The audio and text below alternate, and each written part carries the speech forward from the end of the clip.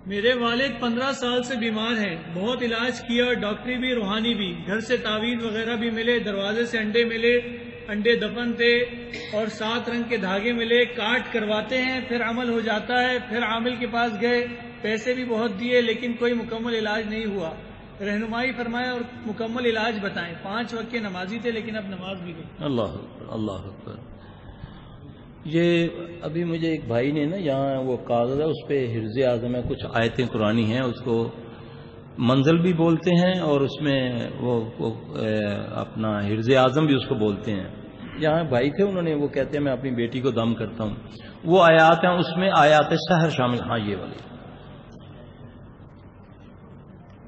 ہاں یہ ساری آیتیں ہیں، اس کے اندر نا آیات سحر جو ہے نا وہ بھی شامل کر لیں، وہ میں نمبر لکھوا دیتا ہوں، باقی یہ ان سے مانگ لیں یا ان سے فوٹو اسٹیٹ کروا لیں، تو یہ پڑھ کے آپ خود دم کریں اللہ کا نام لے کر، گھر میں دھونی دیں کلونجی یا یہ یہاں بخور وغیرہ ملتا ہے اس کی دھونی دیں، سونے سے پہلے ان کے ناخنوں کو اور ان کی آنکھوں کے گرد سرسوں کا تیل اسی سے دم کر لیں، وہ ان کی آنکھوں کے گرد اس طرح لگائیں، ان کے ناخنوں کی ٹپوں میں لگائیں، یہ ٹپیں جو ہوتی ہیں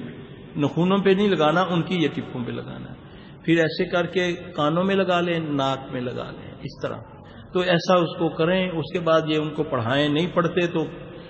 کوئی گھر کا بندہ اس کو دم کرے،